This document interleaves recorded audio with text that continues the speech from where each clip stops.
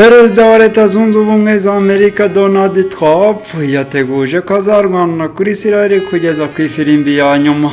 Biba bivuze nyuma y'uko Israel igabye igitero gikomeye kuri Iran ikica n'abarimo umugaba mukuru w'ingabo. Naho ku rundi ruhande Amerika yifuza ko Rwanda na Repubulika Iharanira Demokarasi ya Kongo bigirana amasezerano y'amahoro kandi vuba. Nongeye kuguha ikaze kuri byose niyo official umuyoboro ukugezaho amakuru yizewe kandi asesenguye 5 kwa 5. Twagiye gihugu kugezaho aya makuru ndiyanatiriza abagiye ku migabanzi banziye nk'abaziringa mu nzira izo naroso zikanya mano y'Imana n'inzira amagambo agambanye barunduka ikiganda. Uri kumwe nawe mwahinga no gusoza naguha ikaze muri aya makuru y'umugoroba.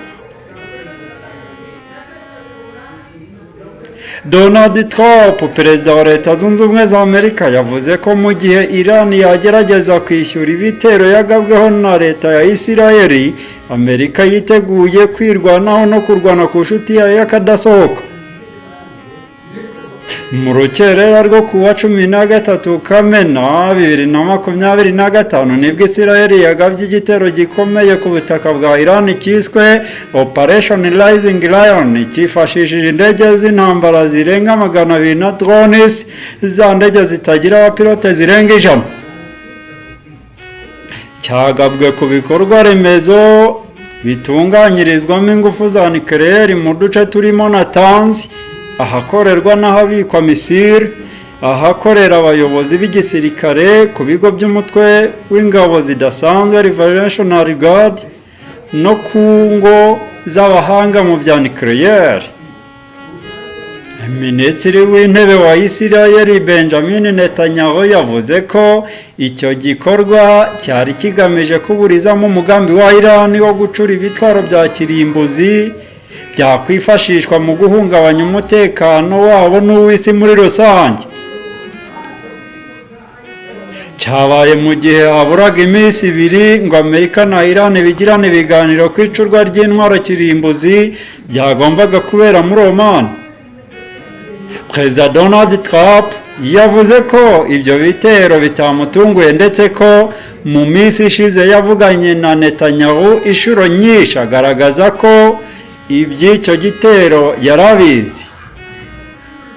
Ati nta cyatunguranye, icyakora nta ruhare Amerika yagizemo mu buryo bwa gisirikare. Ntabwo Iran ishobora gutunga intwaro za nucleaire ndetse twizeye ko twongera kuganira, icyakora hari abayobozi batazongera kubigarukamo.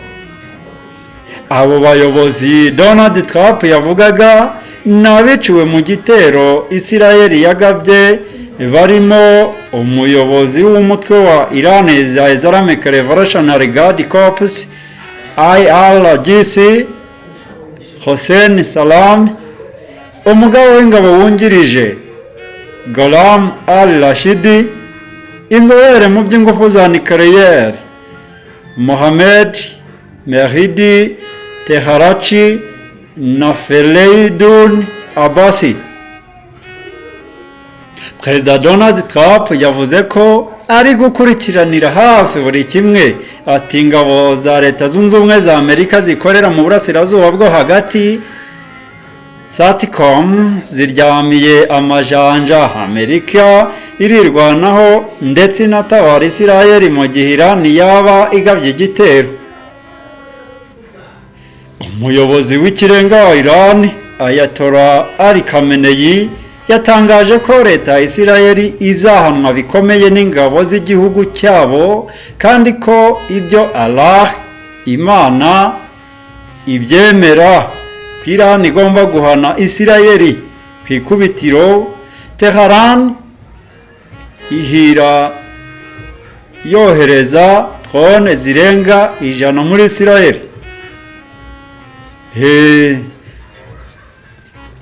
Naho mu rukerera rwo kuri uyu wa 13 Kamena 2025 Israel nibwo yagabye igitero gikomeye ku butaka bwa Iran cyiswe Operation Rising Lion, cyifashishije indege z'intambara zirenga 200 n'izitagira abapilote drones zirenga 100. Iki gitero cyagabwe ku bikorwa remezo bitunganyirizwamo ingufu za nucleaire mu duce turimo na Tanzi, ahakorerwa n'ahabikwa mizayiro ahakorera abayobozi b'igisirikare ku bigo by'umutwe w'ingabo zidasanzwe Revolutionary Guard no ku ngo z'abahanga mu bya nucleaire.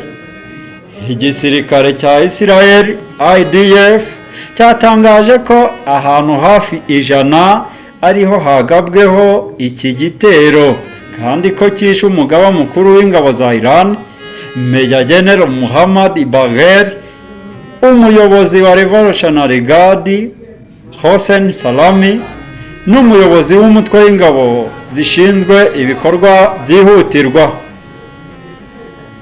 IDF yagize iti ubu twakwemeza ko umugaba mukuru w'ingabo za Iran, umuyobozi wa IRGC n'umuyobozi w'umutwe w'ingabo ushinzwe ibikorwa byihutirwa bose biciwe mu bitero Isirayeli yagabye hirya no hino muri Iran yifashishije indege z'intambara zirenga 200. Igisirikare cya Isirayeli kandi cyishe abahanga mu bya nucleaire bagiraga uruhare rukomeye mu gutunganya izi ngufu barimo Fereydon Abbasi Davani na Muhammad Mehdi Teharachi. Minisitiri w'intebe wa Isirayeli Benjamin Netanyahu yasobanuye ko iki gitero kigamije guhagarika umugambi wa Iran wo gukora intwaro kirimbuzi kandi ko bizakomeza iminsi myinshi kugeza bikuyeho ibyabangamira kubaho kwa Isirayeli. Iki gitero kigabwe mu gihe Iran na Leta Zunze Ubumwe za Amerika byari mu nzira y'ibiganiro bigamije kugera ku masezerano yo guhagarika gukora intwaro kirimbuzi, ibyatuma Iran ikurirwaho ibihano by'ubukungu yafatiwe. Ni nyuma y'aho inama y'ubutegetsi y'urwego rw'umuryango w'abibumbye rushinzwe kugenzura ibikorwa by'ingufu za nucleaire ku wa 12 Kamena 2025 yemeje ko ku nshuro ya mbere mu myaka hafi 20 ko Iran yarenze ku mabwiriza yo kuruha amakuru yose ajyanye n'uburyo itunganya izi ngufu. Minisitiri w'ububanyi n'amahanga wa Amerika Bwana Marco Rubio yatangaje ko nta ruhare igihugu cye cyagize muri iki gitero, asaba Iran kudahungabanya ibikorwa by'igihugu cyabo cyangwa se abenegihugu ba Amerika. Hari amakuru avuga ko nubwo Amerika itagize uruhare muri iki gitero, Isirayeli yabanje kuyimenyesha ko igiye kurasa muri Iran. Major General Muhammad Bagher wayoboraga ingabo za Iran yishwe, Hossein Salami wayoboraga Revolutionary Guard yishwe. Dusoreze kuri iyi nkuru ivuga ko Leta Zunze Ubumwe za Amerika zatangaje ko zifuza ko Rwanda na Repubulika Iharanira Demokarasi ya Kongo byagirana amasezerano y'amahoro vuba muri Kamena cyangwa se byatinda ntibirenze Nyakanga 2025. Byatangajwe n'umudipolomate ushinzwe umubano wa Amerika na Afurika Ambasaderi Troy Ferreter ubwo yari mu nama yo kubyaza umusaruro umutungo kamere muri Repubulika Iharanira Demokarasi ya Kongo. Ambasaderi Ferreter yasobanuye mu cyumweru gitaha amatsinda ya tekinike azafasha impande zirebwa n'ibi biganiro kugera mu kindi cyiciro kiganisha ku masezerano y'amahoro kandi ko na Qatar izaba ihari. Intambwe zose zitezwe zishingira ku mahame u Rwanda, Repubulika Iharanira Demokarasi ya Kongo na Amerika byemeranyijeho muri Mata 2025 azafasha ibi bihugu kugirana ubufatanye buzatuma haboneka amahoro arambye. Yagize ati twakoze aya mahame, ubu twajyaga impaka ku gushyira aya mahame mu ngiro, turacyategereje amasezerano y'amahoro muri Kamena cyangwa se Nyakanga.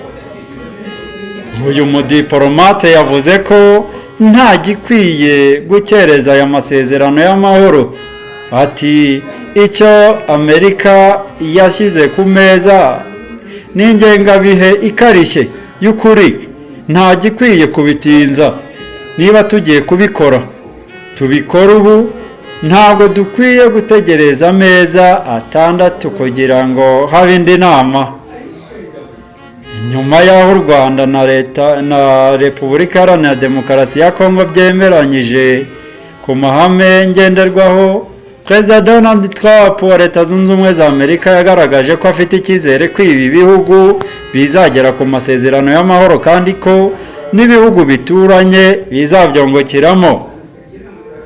Ambasaderi Troy yashimangiye ko u Rwanda na Repubulika Iharanira Demokarasi ya Kongo aribyo byasabye Amerika kubihuza, kuko byari byizeye ko izabifasha gukemura amakimbirane bifitanye vuba, bityo ko nayo iharanira ko iyi ntego yagerwaho bidatinze. Mwakoze gukurikirana byose niyo official. Imana y'amahoro n'imigisha ikomeze ibane namwe, ibahe guhaha no kuronka kandi ibahe kurambira kubona ibyiza. Bye bye, naho mu biganiro by'ubutaha.